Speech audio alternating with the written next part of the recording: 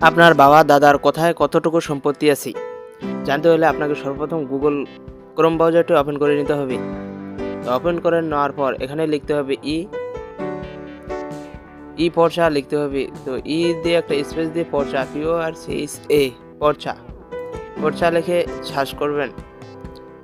তো সার্চ করার পর এখানে দেখতে পাচ্ছেন porcha। সর্বপ্রথম porcha নামে একটা ওয়েবসাইট বা porcha gov.bd এখানে ক্লিক করবেন। তো ক্লিক করার সাথে সাথে একটু লোডিং নেবে। লোডিং নেওয়ার পর এখানে একটা ওয়েবসাইট আসবে। ওয়েবসাইটটি হলো ভূমি মন্ত্রণালয়।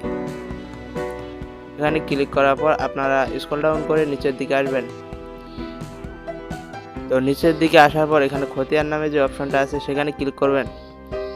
তো ক্লিক করে আবার নিচের দিকে স্ক্রল ডাউন করে আসবেন। স্ক্রল ডাউন করে আসবেন। আসার পর দেখতে পাবেন এখানে খতিয়ান অনলাইন আবেদন এর নিচে লেখা আছে বিভাগ। তো আপনারা বিভাগটি সিলেক্ট করে নেবেন। তো আমার যেহেতু রংপুর বিভাগ, আমি রংপুর সিলেক্ট করে নিলাম। এরপরে জেলা, আপনার যেটার জেলা সেটা লিখে দিলাম। আমার জেলা যেহেতু পঞ্চগড় সেটা দিলাম। তো এরপরে দিবেন খতিয়ান টাইপ নির্বাচন করুন। এখানে RS আপনার যার যেটা হয় সেটা দিবেন। তো দেওয়ার পর এরপর উপজেলা দিবেন। আমার পঞ্চগড় সদর, তো আমি পঞ্চগড় সদর দিলাম। এরপর মৌজা নির্বাচন করবেন।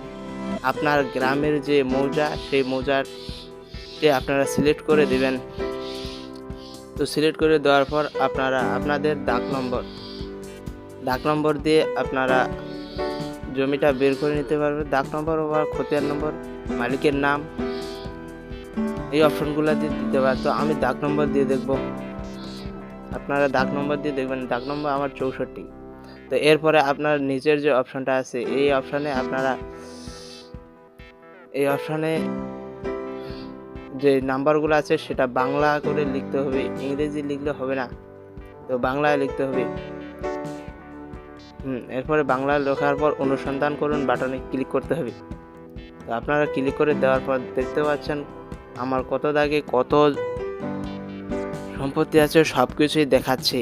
তো আপনারা এইভাবে আপনাদের হাতে থাকা মোবাইল ফোনটি দিয়ে দেখতে পারবেন আপনার বাবা দাদার কোথায় কতটুকু সম্পত্তি বা জমি আছে।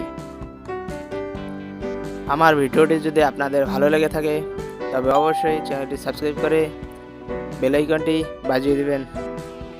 ভালো থাকবেন, সুস্থ থাকবেন।